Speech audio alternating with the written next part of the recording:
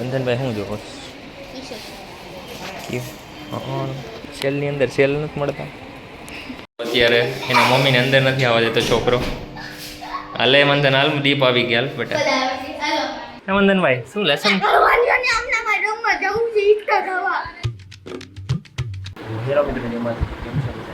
નવા બ્લોગમાં સ્વાગત છે. તો આજે આપણે સાંજથી બ્લોગ ચાલુ કરીએ છીએ કારણ કે સવારે કામ હતું એટલે સવારે આપણે બ્લોગ નહોતા બનાવ્યા. આપણે સાંજથી હજી ઘરે આવ્યા જ છીએ આપણે વર્ક કરીને. આપણું શું લેવાનું છે? હા છાશ દહીં દૂધ બાજુ ફરાળી ચેવડો બીજું બંધનભાઈ શું જોવો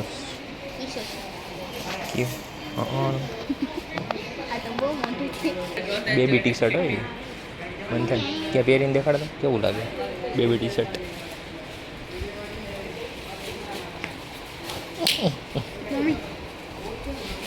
તમારે કઈ લેવાનું નથી? પેન્ટ હો મંથન કેટલાના છે? ઓછો તો ખબર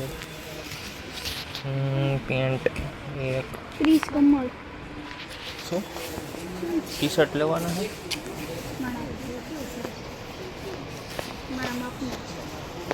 તો પહેરતો કેવું લાગે પહેરતો? એમ નહીં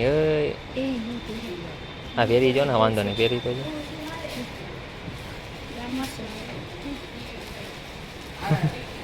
સેલમાં બરાબર જ છે નથી બરાબર? કેટલાનું? બરાબર કહેવાય 400 રીઝનેબલ ભાવે સેલનો ભાવે. 400 રૂપિયાનું કેટલા લખ્યા?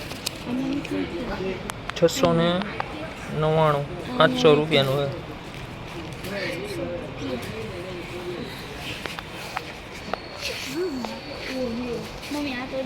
અહીંયા લખ્યા હોય 400 રૂપિયાનું હોય. 22 થી 28 વર્ષના હોય ને સાઈઝ 22 થી 28ની સાઈઝ 400.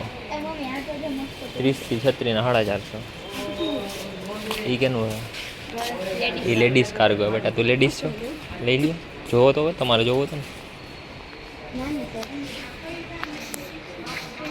હે મંથનભાઈ શું કહો? નહીં મંથન સેલની અંદર સેલ નથી મળતા? હે મળે ને ક્યાં? હાલે દેખાય.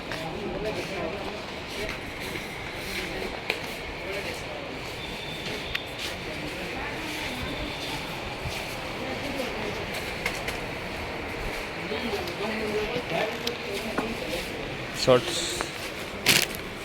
500 900 બ્રાન્ડેડ એમ ટુ ડબલ એક્સ. હે સેલની અંદર સેલ તો નથી. એ તો કહું વિશાખા દીદી જોવે છે શું જોઈએ લેવાનું હોય વિશે દીદી? હે કઈ લેવાનું હોય? બ્રાન્ડેડ વસ્તુ બધી. રાજા જોઈ લ્યો રાજા. રાજાની હો રાણીની કેમ? લાઈટ ચાલુ કરી દીધી છે મંથનભાઈ. ટ્રાય કરે હે તારે શર્ટ લેવાનો હોય બોલો? હે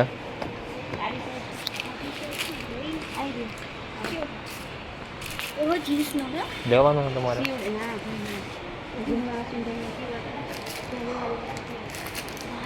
શું જોયા જો કરો કંઈ લેવું તો છે નહીં તમારે? બૂટ કઈ કંપનીના?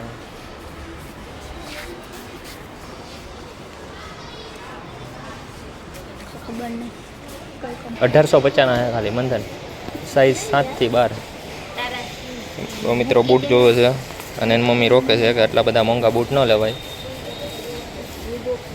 અત્યારે એના મમ્મીને અંદર નથી આવવા દેતો છોકરો. હાલે મંથન હાલ દીપ આવી ગયા બેટા. હાલ આપણા વૈયા જાય તો બીજું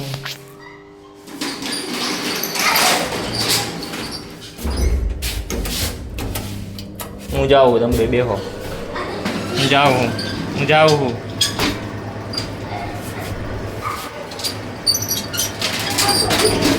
હજી હાલ ના ભાઈ મોડું થાય યાર.